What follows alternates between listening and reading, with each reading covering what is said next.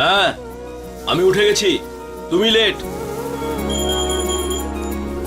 হ্যাঁ জানি, এখনো তো সব থেকে বড় কাজটাই বাকি, ওই দুষ্টুটাকে খোঁজা।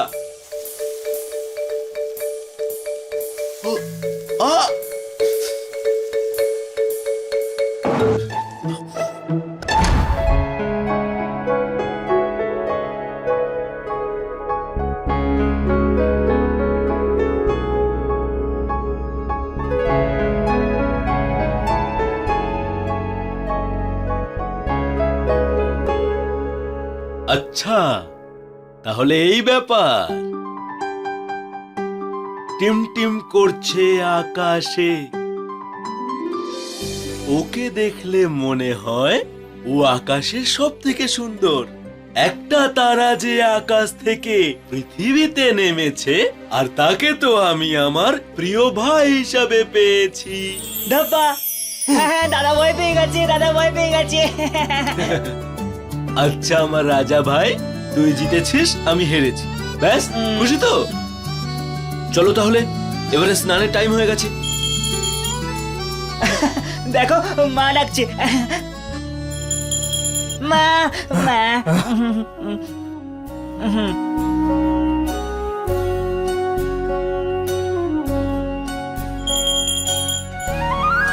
আচ্ছা বাবা, আমিও আসছি।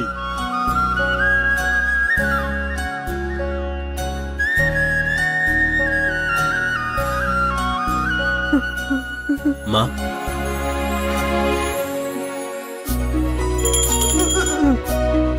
আমি জানি দেরি হয়ে যাচ্ছে, মেয়ের বাড়ি থেকে দেখতে আসছে। তুমি এটা চাও তো যে তুমি চাও তো ওরা আসার আগে আমি তৈরি হয়ে যাই, কিন্তু আমার আগে তোমরা দুজনে তো তৈরি হয়ে যাও।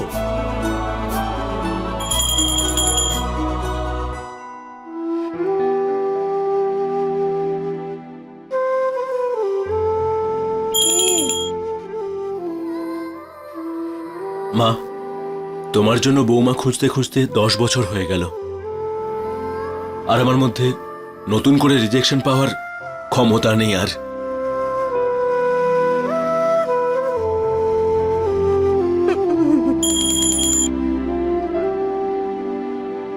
আচ্ছা আচ্ছা বাবা, আমি জানি এই বাড়ির জন্য বৌমা আনা তোমার স্বপ্ন, আর তোমার মনে হয় এইবার সেই স্বপ্ন নিশ্চয় পূরণ হবে। কিন্তু তার আগে এই দুষ্টুটাকে ওদের থেকে দূরে রাখতে হবে।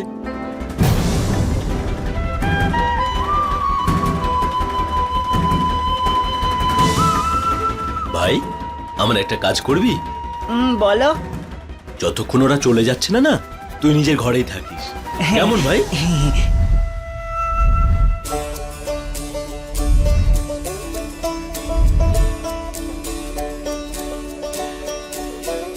এই তো হয়ে গেছে তোর এরোপ্লেন।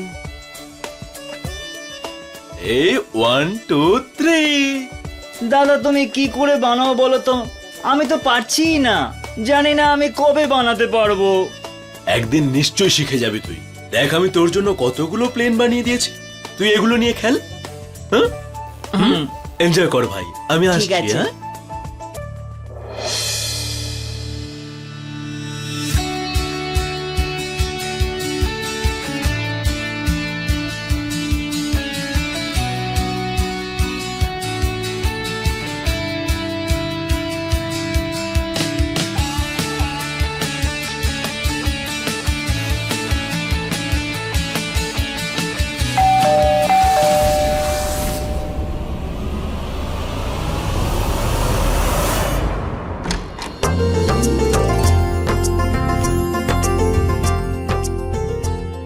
হ্যাঁ, নমস্কার।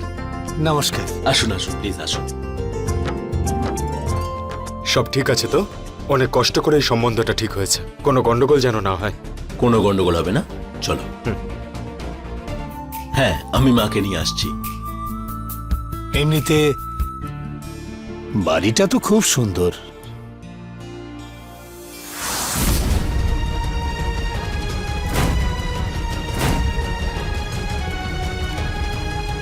উনি হলেন আমার মা। নমস্কার। নমস্কার। মার কি হয়েছে? আসলে মায়ের বিপির প্রবলেম রয়েছে, আর একদিন হঠাৎ করে ব্রেন স্ট্রোক হলো আর এরকম অবস্থা হয়ে গেল। ও আচ্ছা, ফ্যামিলিতে আর কেউ?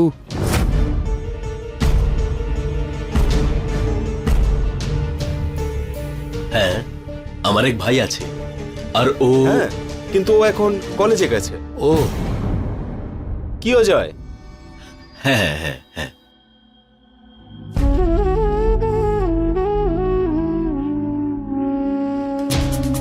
সরি, আমি এখনই আসছি।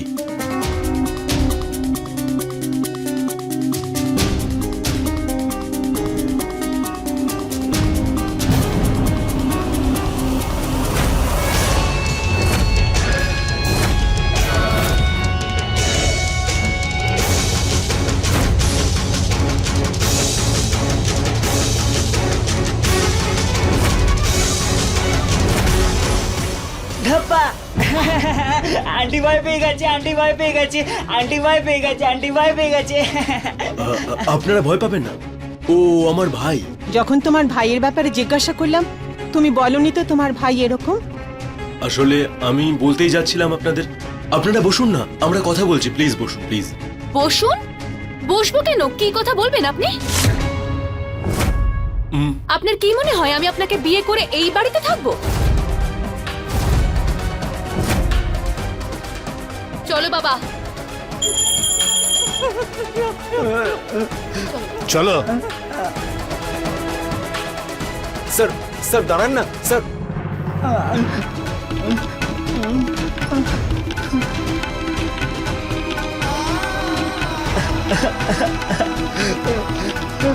সরি দাদা, তুমি আমাকে বাইরে আসতে বারণ করেছিলে, ঘরের মধ্যে থাকতে বলেছিলে। আমার জন্য ওই আন্টি আর দিদি এখান থেকে চলে গেল। সরি দাদা। ভাই ভাই,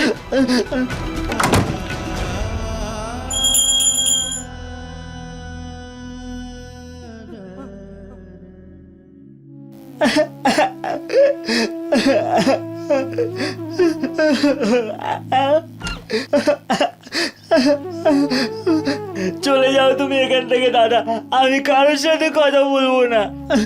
হ্যালো, গোলুর ধাবা? হ্যাঁ দাদা, আমি না দুজনের জন্য খাবার অর্ডার করব। না না, আমার ভাই খাবে না, ও রাগ করে বসে আছে। তাই আপনি আমাদের জন্য 2 প্লেট চাউমিন, ছোলে বাটোরে আর হ্যাঁ আইসক্রিমও পাঠিয়ে দেবেন। আর কি পাঠাবেন? আর রসগোল্লা, সেটাকে অর্ডার করবে? দাদা, 2টো নয়, পুরো 4টে রসগোল্লা পাঠিয়ে দেবেন। আমার ভাই রসগোল্লা খেতে খুব ভালোবাসে। ঠিক আছে, আপনি তাড়াতাড়ি পাঠিয়ে দিন। ভাই, তোকে আমি একটা কথা বলতে চাই। বলো। আর যা কিছু ঘটেছে না, তাতে তোর একদম ভুল ছিল না রে। দাদা, তুমি জানো এই পৃথিবীতে আমি যাকে সব থেকে ভালোবাসি সেটা হলে শুধু তুমি।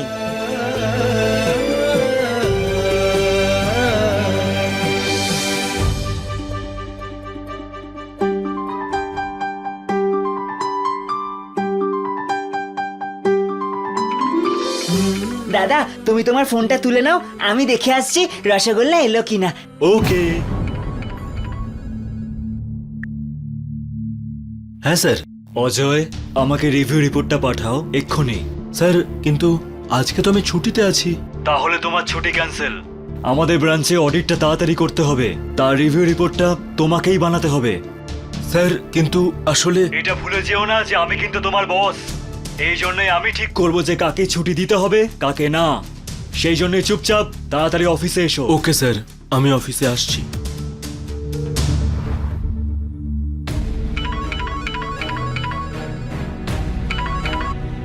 হ্যালো।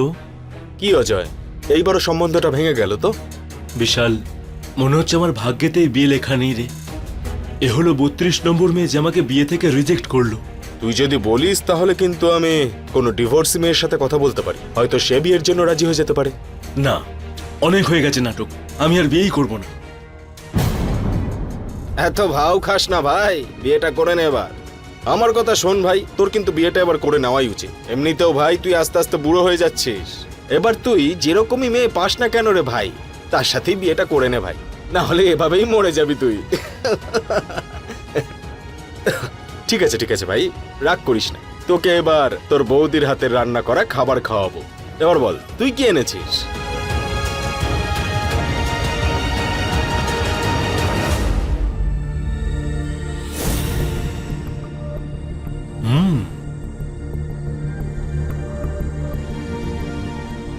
আরে ভালোবাসার চিহ্ন তোর বৌদি দিয়েছে রে।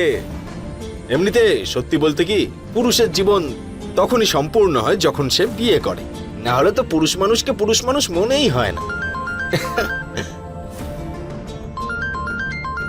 তোর বৌদি ফোন করেছে, তুই এক কাজ কর, এই মটর পনিরটা খা, আমি কথা বলে আসছি। হ্যাঁ সোনা।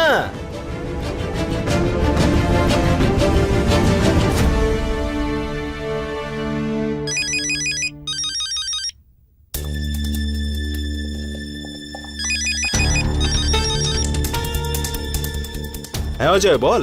হ্যাঁ বিশাল, তুই ওই যে ডিভোর্সি মেয়েটার সাথে বিয়ের কথা বলছিলিস না, হ্যাঁ আমি তৈরি আছি, তাড়াতাড়ি বলিস ভাই। ঠিক আছে, তোকে জানাচ্ছি আমি।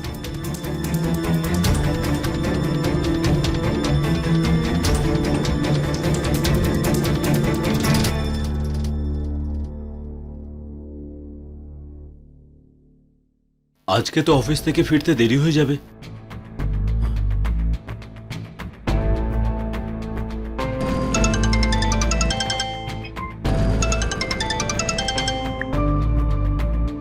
হ্যালো, হ্যাঁ অজয়। শোনো না দিদি, আজকে আমার অফিস থেকে ফিরতে দেরি হয়ে যাবে, তো তুমি কি? আরে তুমি চিন্তা করো না, আমি তোমার বাড়িতে গিয়ে অনুজ আর আন্টি দুজনকেই খাবার খাইয়ে দেবো। থ্যাংক ইউ সো মাচ দিদি।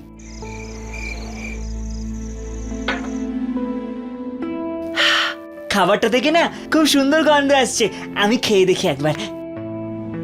কি শিখিয়েছিলাম আমি?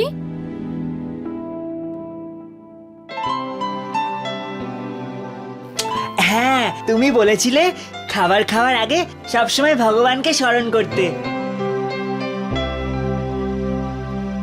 অজয় দাদা, আমি না এখন খাবার খাচ্ছি, তুমি যেখানেই থাকো ভালো থাকো। অনুজ, আমি তো তোকে ভগবানকে প্রণাম করতে শিখিয়েছিলাম। আরে দিদি, তুমিই তো এক্ষুনি বললে ভগবান আমাদের খাবার দেয়, আমাদের খেয়াল রাখে, আর আমাদের কোনো কষ্ট দেয় না।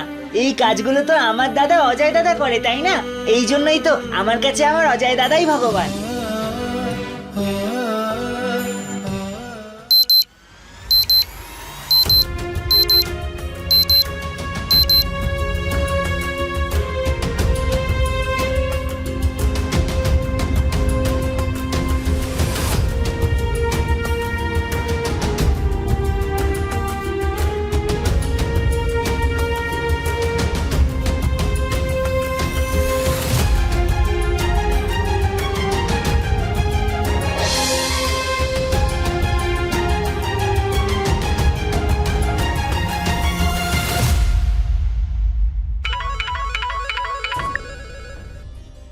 হ্যাঁ বিশাল। অজয়, একটা মেয়ে দেখেছি তোর জন্য, মেয়েটা কিন্তু ডিভোর্সি। ওকে, আমি একটা কাজ করছি, ওকে তোর বাড়ির ঠিকানা দিয়ে দিচ্ছি। ও পুরো পরিবারের সঙ্গে তোর বাড়িতে আসতে চায় একবার। এক মিনিট বিশাল, বাড়িতে দেখাশোনার আগে ওই মেয়েটার সাথে আমি একা একবার দেখা করতে চাই। তুই এক কাজ কর, ওই মেয়েটাকে সেন্ট্রাল গার্ডেনে আসার কথা বল, ঠিক আছে? ঠিক আছে, বলে দিচ্ছি। চল টাটা।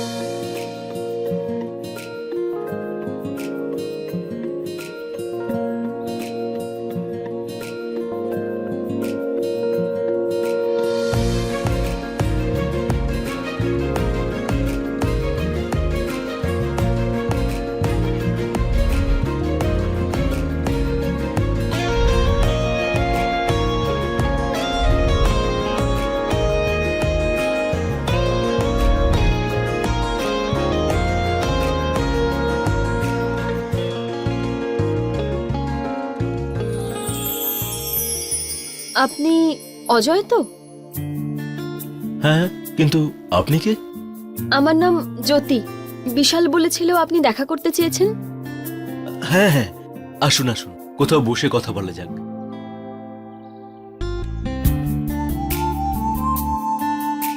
বসুন না।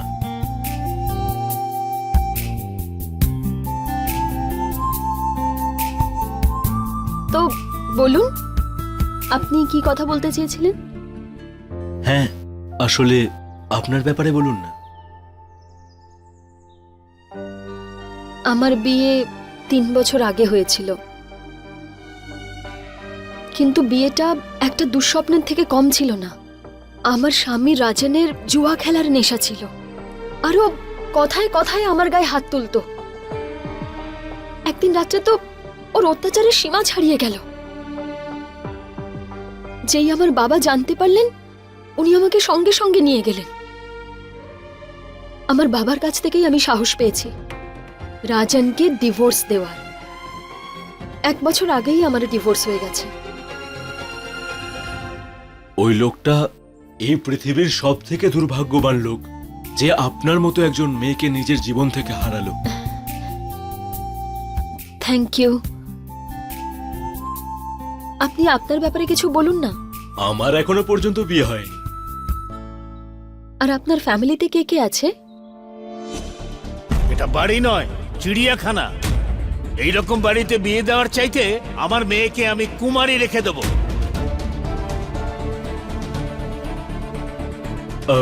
আমার ফ্যামিলিতে তো শুধুমাত্র আমার মাই আছে, আর উনি গ্রামের বাড়িতে থাকেন, আর আমি এখানে একা থাকি। আচ্ছা আচ্ছা। আচ্ছা শুনুন না, বাকি কথা কফি খেতে খেতে বলি। হ্যাঁ চলুন।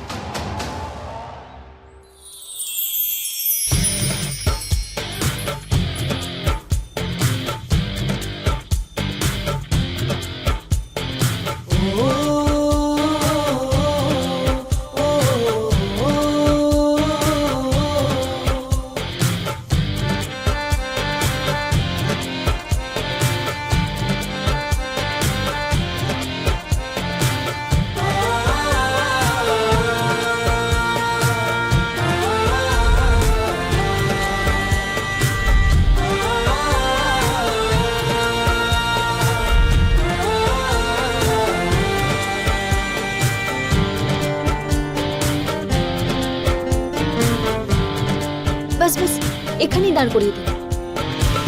আমার বাড়ি এসে গেছে।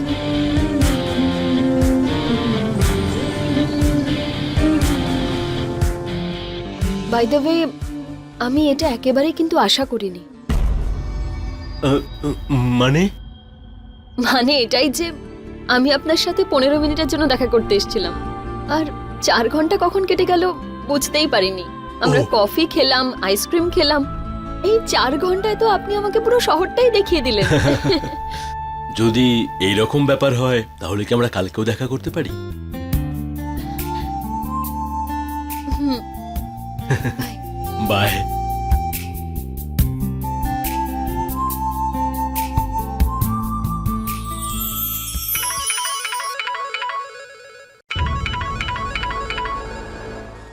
অজয় দাদা, এই পিন্টু, কার ফোন এসছে বলতো?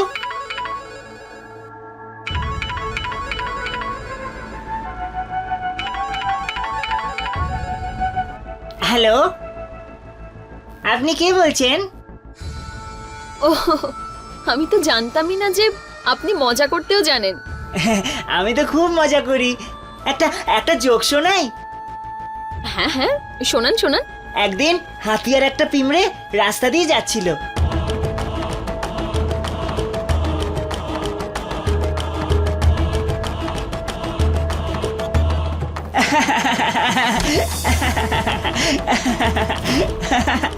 ও কার সাথে কথা বলছে? আচ্ছা, এটা তো বললে না, তোমার নামটা কি? আমার নাম তো জ্যোতি। জ্যোতি? এটা আবার কিরকম নাম?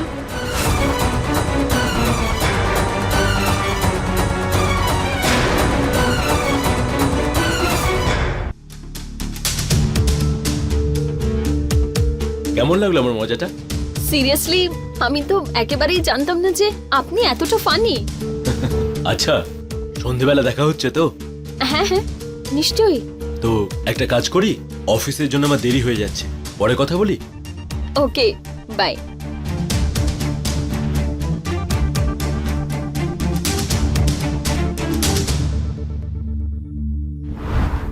আমাদের এই সম্পর্কটাকে আরো এগিয়ে নিয়ে যাওয়ার আগে আমি নিজের সম্বন্ধে আরো কিছু কথা বলতে চাই। বলো। প্রথম কথাটা হলো যে আমি মিথ্যে আর মিথ্যেবাদীদের ভীষণ ঘৃণা করি। সেজন্য প্লিজ আমাকে কখনো মিথ্যে বলবেন না।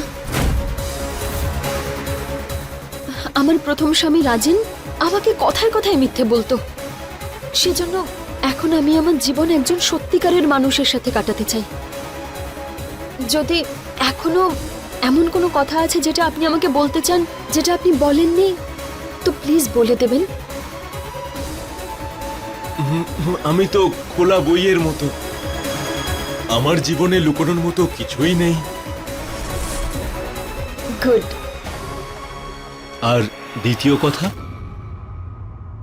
দ্বিতীয় কথাটা হলো যে আমার বাবা চান আমি খুব তাড়াতাড়ি বিয়েটা করে সেটেল হয়ে যাই। আর তুমি কি চাও? আমিও সেটাই চাই।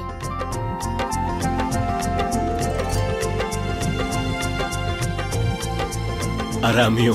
আমি আপনার পরিবারের সাথে দেখা করতে চাই। হ্যাঁ, তাড়াতাড়ি দেখা করিয়ে দেব। আচ্ছা, তুমি আমাকে একটা জিনিস বলো, তুমি গোপাল সুইটসের চাট খেয়েছো? না। এ কেমন কথা হলো? এই শহরে থাকো অথচ গোপাল সুইটসের চাট খাওনি? তাহলে তো কিচ্ছু খাও। চলো, আমি তোমাকে খাওয়াবো আজকে।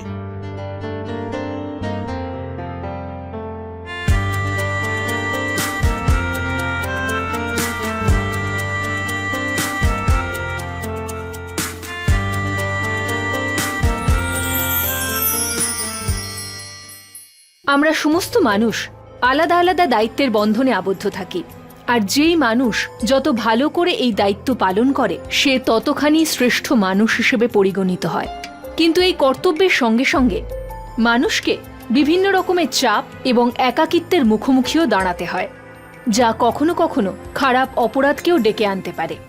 নমস্কার, আমি হলাম সুধা চন্দ্রন, আর আজকে আমরা দেখছি এমন এক হৃদয়স্পর্শী গল্প যা আমাদের কর্তব্য এবং তার সঙ্গে যুক্ত চাপের ব্যাপারে আমাদের অবগত করায়। অজয় একজন অত্যন্ত সৎ এবং সংবেদনশীল মানুষ ছিল। নিজের অসুস্থ মা এবং ভাইয়ের খেয়াল সে অনেকদিন থেকেই রেখে আসছিল, কিন্তু এখন একাকিত্ব তাকে ঘিরে ধরা শুরু করেছিল। এমন সময় সে জ্যোতির মধ্যে ভালোবাসা আর আশার একটা স্ফুলিঙ্গ দেখতে পেল, কিন্তু সে জ্যোতিকে নিজের পরিবারের ব্যাপারে মিথ্যে কথা বলেছিল। এমন অবস্থায় অজয়ের জীবন, যা এখনো পর্যন্ত ভালোবাসা, দায়িত্ব, পরিশ্রমের উপরে ভিত্তি করে চলছিল, তার মধ্যে এখন মিথ্যেও মিশে গেছিল। আর এই মিথ্যে বড় একটা অপরাধকে আমন্ত্রণ জানাচ্ছিল।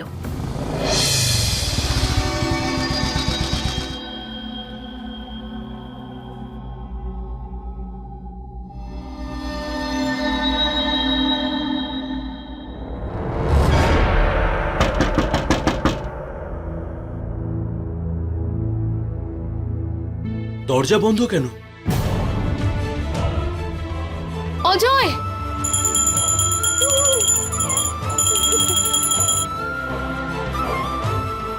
এখানে কি হয়েছে দিদি? আর মা কাঁদছে কেন? আমি তোমাকে অনেকক্ষণ ধরে কল করছিলাম, কিন্তু তোমাকে ফোনেই পাচ্ছিলাম না। আমার ফোনের চার্জ শেষ হয়ে গেছিল। তাছাড়া ব্যাপারটা কি? আর বাড়ির দরজা বন্ধ কেন? তোমার ভাই অনুজ বাড়ি ছেড়ে পালিয়ে গেছে, আর আমরা ওকে সব জায়গায় খুঁজেছি, কিন্তু কোথাও পাওয়া যাচ্ছে না। ও মাই গড!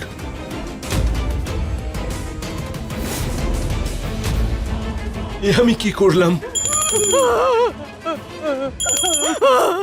মা, আমি প্রতিজ্ঞা করছি, যতক্ষণ না ভাইকে ফিরিয়ে আনছি আমি এই বাড়িতে ঢুকবো না। শোনো দিদি, তুমি মাকে বাড়িতে নিয়ে যাও, আমি ভাইকে খুঁজতে যাচ্ছি। চিন্তা করো না মা, আমি ভাইকে নিয়েই আসবো।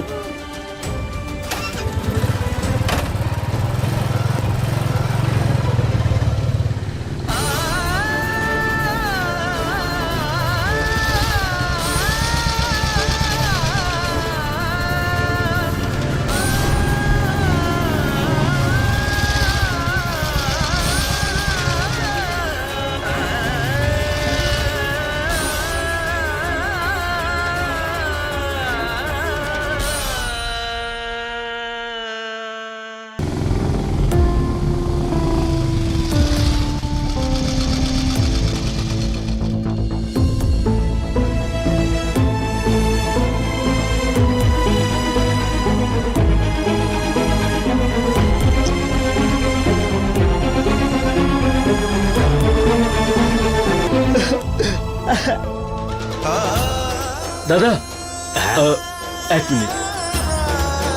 1 কোটি টাকা।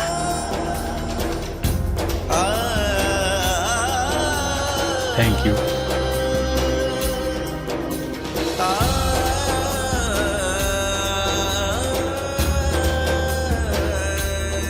টিমটিম করা আকাশে কতগুলো তারা আছে।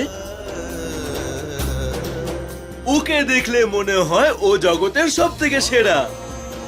নীল লাল চমকালো, এ তো সব থেকে প্রিয়। ওকে আমি গুনবো কি করে? ও তো অনেকগুলো। একটা তারা যে আকাশ থেকে পৃথিবীতে এসেছিল, তাকে তো আমি আমার প্রিয় ভাই হিসাবে পেয়েছিলাম।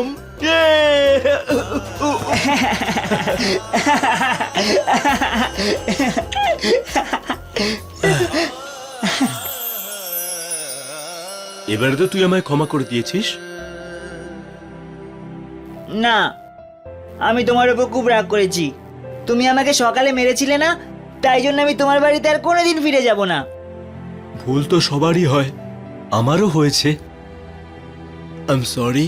না না না, আমি তোমার উপর খুব রাগ করেছি। আমি আর কোনোদিন বাড়ি ফিরে যাব না।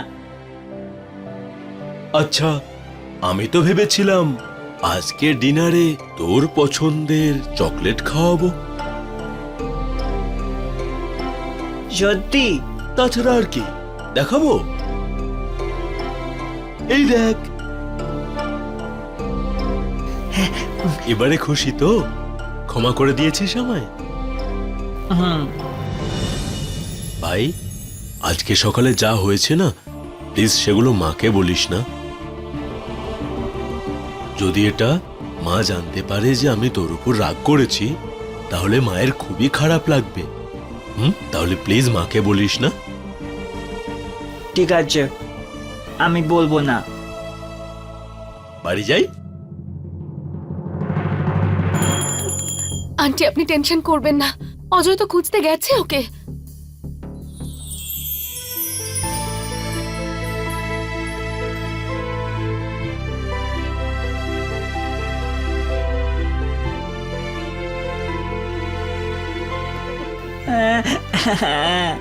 কোথায় চলে গেছিলিস তুই?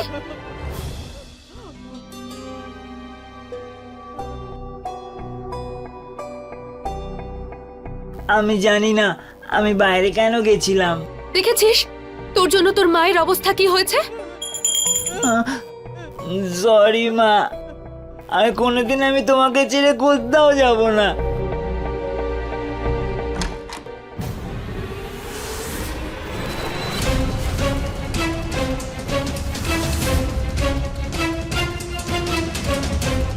জ্যোতি, তুমি এখানে এই সময়? হ্যাঁ, ওই আসলে বাবা তোমার সাথে দেখা করতে চেয়েছিলেন। নমস্কার।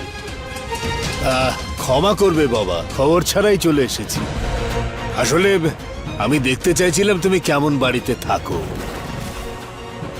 হয়েছে কি বাবা, জ্যোতির আগের বিয়ের সময় ঠিকমতো খোঁজ খবর করিনি আমরা, তাই এবার ভাবলাম যে কোনো ভুল যেন না হয়। তাই বাবা, তোমার যদি কোনো প্রবলেম না হয় তাহলে আমি তোমার বাড়িটা দেখতে পারি? মা তো নিজের ঘরের মধ্যে রয়েছে, আর ভাই ঘুমাচ্ছে। আমি এই সিচুয়েশনটাকে সামলে নিতে পারবো। হ্যাঁ নিশ্চয়ই, কিন্তু একটু তাড়াতাড়ি করবেন, আমার অফিসে যেতে দেরি হয়ে যাবে। চল মা। অজয়,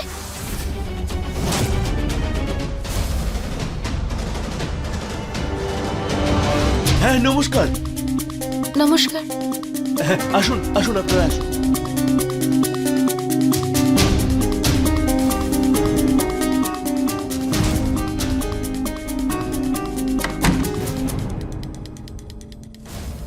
আসুন প্লিজ, প্লিজ বসুন, প্লিজ বসুন না। তুমিও তোমার ভবিষ্যতের বাড়িটা দেখে নাও। একটা কথা তো আমার অবশ্যই মানতে হবে, বাড়িটা তুমি খুব ভালো মেনটেন করেছো। বাহ। Thank you uncle. আর হ্যাঁ, এক গ্লাস জল পেতে পারি? হ্যাঁ নিশ্চয়ই, আপনি বসুন, আমি আনছি। জ্যোতি, বাড়িটা তো খুব ভালো, আমার তো খুব পছন্দ হয়েছে। আর তোর? হ্যাঁ বাবা। নাইস।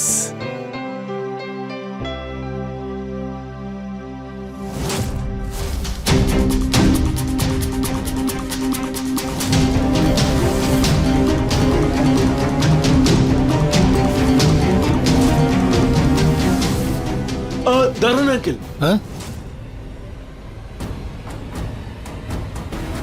অ্যাকচুয়ালি এই রুমটা না একটু অপরিষ্কার। আপনি জলটা নিন। হ্যাঁ, ঠিক আছে। যাওয়া যাক, অফিসের জন্য দেরি হয়ে যাচ্ছে। বাবা চলো না, এবার আমরা যাই। হ্যাঁ চল। দিন, এটা- আমি নিচ্ছি, আমেরিকা আসছি। হ্যাঁ।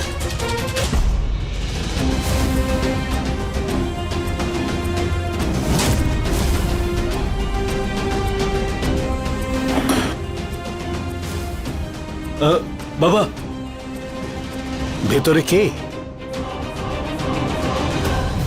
আসলে ও আমার বন্ধু।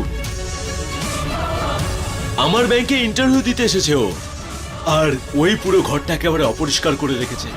সেই জন্য আমি চাইছিলাম না যে আপনি এই রুমের মধ্যে ঢুকুন। হ্যাঁ ঠিক আছে, এবার যাওয়া যাক। হ্যাঁ চল মা। চল।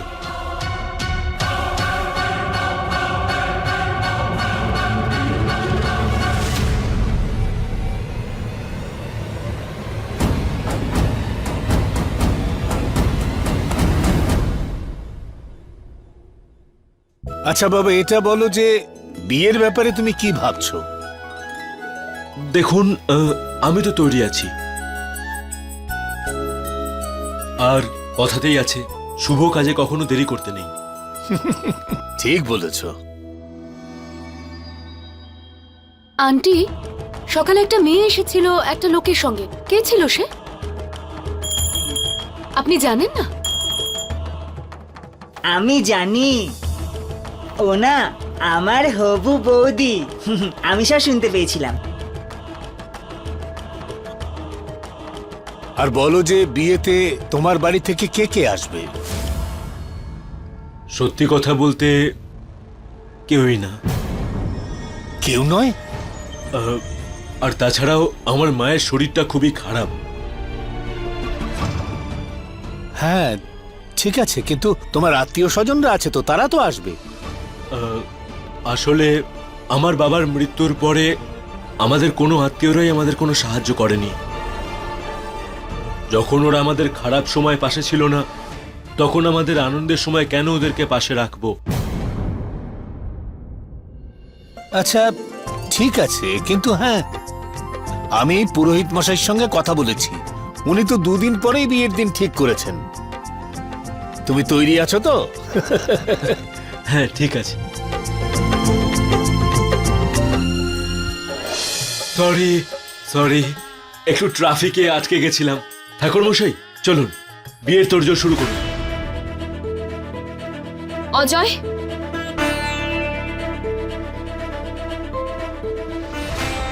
কি হলো? নিজের বাড়ির লোককে ছাড়াই বিয়ে করে ফেলবে?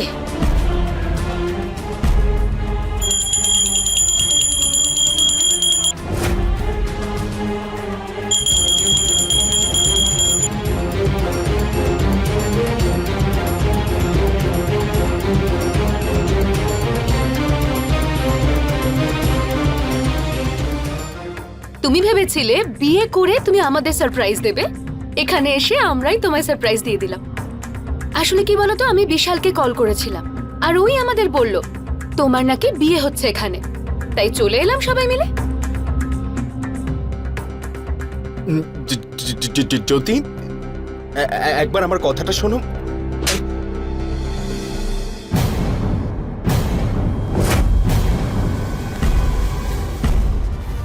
আমি তোমাকে বলেছিলাম না যে আমি মিথ্যে কথা আর মিথ্যেবাদীদের ঘৃণা করি, কিন্তু তুমি প্রমাণ করেই দিলে যে তুমি একটা সেলফিশ আর মিথ্যেবাদী মানুষ। না না জ্যোতি, আমার কথাটা তো শোনো। Shut up! আমি তোমার কোনো কথা শুনতে চাই না।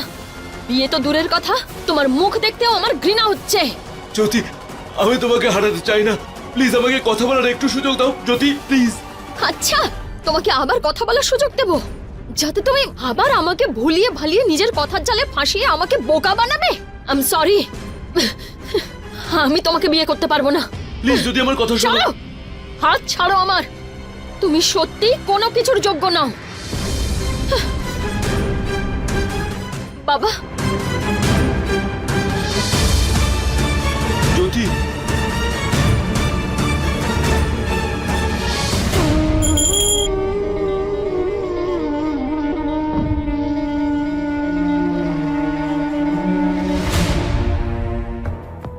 কথায় আছে মিথ্যের আয়ু খুব কম হয়, কারণ যতই মিথ্যে হাজার পর্দা দিয়েই লোকানো হোক না কেন, কিন্তু সত্যিটা সামনে আসলে মিথ্যে শুধু লজ্জা আর অপমান ছাড়া আর কিছুই দিতে পারে না। অজয় নিজের সম্পর্কের ভিত্তি মিথ্যের উপর রেখেছিল, আর এখন যখন ওর মিথ্যেটা ধরা পড়ে গেছিল তখন তাকেও ভীষণ অপমানের সম্মুখীন হতে হয়েছিল।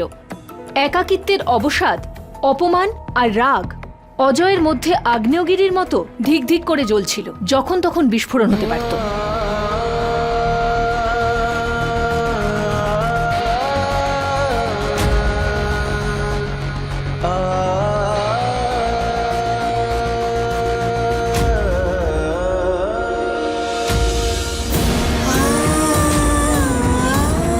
তুমি এটা প্রমাণ করে দিলে যে তুমি একটা স্বার্থপর আর মিথ্যেবাদী মানুষ।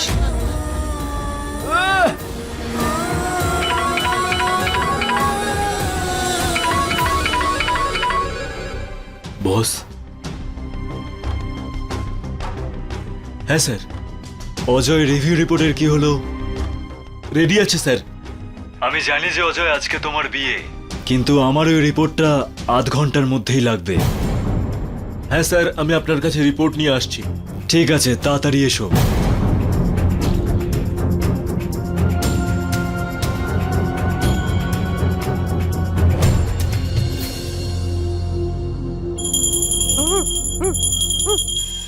মা, আমাকে একা থাকতে দাও। আমি এ ব্যাপারে কোনো কথা বলতে চাই না। বললাম না একা থাকতে দাও।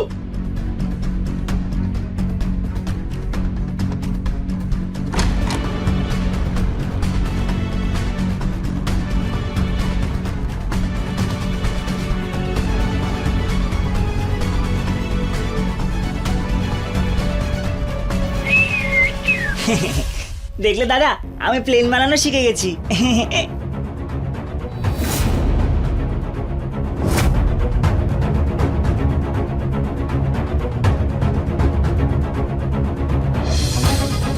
তুমি আমাকে কতদিন ধরে শেখাচ্ছিলে, কিন্তু আমি শিখতেই পারিনি। আজ আমি নিজে নিজেই শিখে গেছি। তুমি না সত্যি কোনো কাজের না।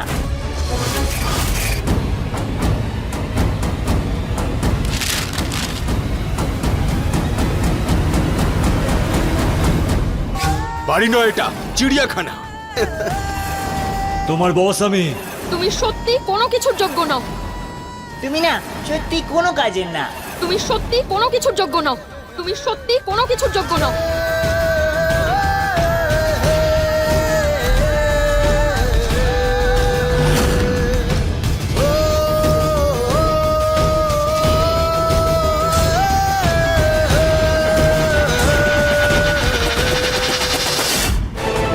তোকে আমি। দাদা, এটা তুমি কি করছো দাদা? মা, মা, মা, দাদা আমাকে মারছে মা।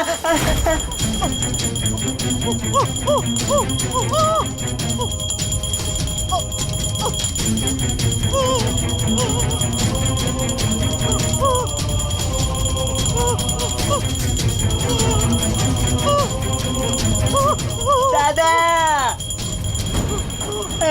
দাদা কি করছো দাদা?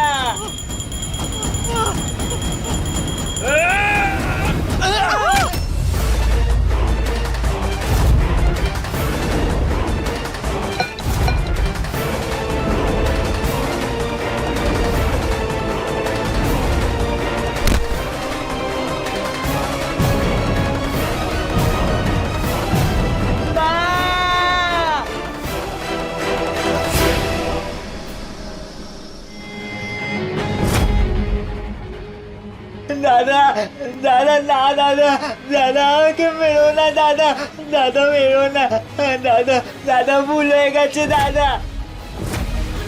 দাদা না দাদা প্লিজ দাদা।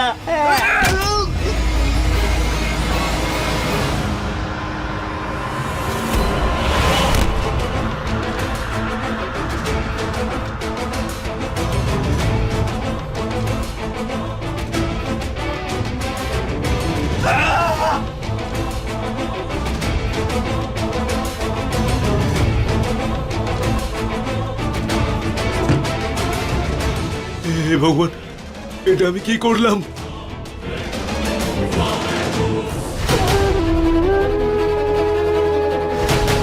ভাই, ভাই,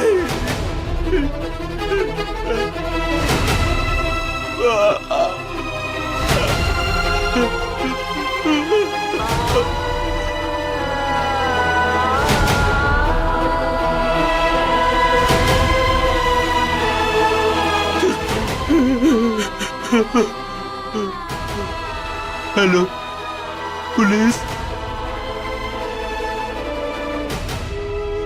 এটা বড়ই দুঃখজনক ঘটনা, যা সবকিছুকে এলোমেলো করে রেখে দিয়েছিল। অজয়ের প্রতিবেশীরা তো বিশ্বাসই করতে পারছিল না যে অজয়ের মতো ভালো ছেলে আর দাদা এমন পদক্ষেপ কিভাবে নিতে পারে। কিন্তু একাকিত্বের অবসাদ বা ডিপ্রেশন মানুষকে ভেঙে চুরে রেখে দেয়, আর অনেক সময় এমন অবসাদে মানুষ নিজের উপর নিয়ন্ত্রণ হারিয়ে ফেলে, যেমনটা অজয়ের সঙ্গে হয়েছে, যে নিজের মা আর ভাইয়ের খুনি হয়ে উঠল। এখন অজয় পুলিশের হেফাজতে আছে, আর তার উপর আইনের বিভিন্ন ধারা অনুযায়ী মামলা আদালতে বিচারাধীন রয়েছে। কোনো মানুষের নিজের ভাবনাকে মনের মধ্যে দাবিয়ে রাখা, তাকে বাইরে বেরোতে না দেওয়া বাহাদুরি বা শক্তির পরিচায়ক হয়ে ওঠে না, কারণ চেপে থাকা কুণ্ঠা এক না একদিন রাগ, আর সেই রাগ বেড়ে গিয়ে অপরাধের রূপ ধারণ করতে পারে। কিন্তু এটা ভীষণ জরুরি যে আমরা আমাদের মধ্যে চলা চিন্তা ভাবনা আপনজনের সামনে মন খুলে বলি, তাহলেই আমরা আমাদের মধ্যে চলা আবেগের ঝড়কে বশে আনতে পারবো আর একটা সুন্দর জীবন বাঁচতে পারবো। কোনো স্থায়ী শারীরিক বা মানসিক সমস্যার সম্মুখীন হওয়া মানুষের পরিজনদের অগুন্তি কষ্ট সহ্য করতে হয়। তাদের নিজেদের পরিজনদের খেয়াল রাখার জন্য অনেক কিছুই ত্যাগ করতে হয়।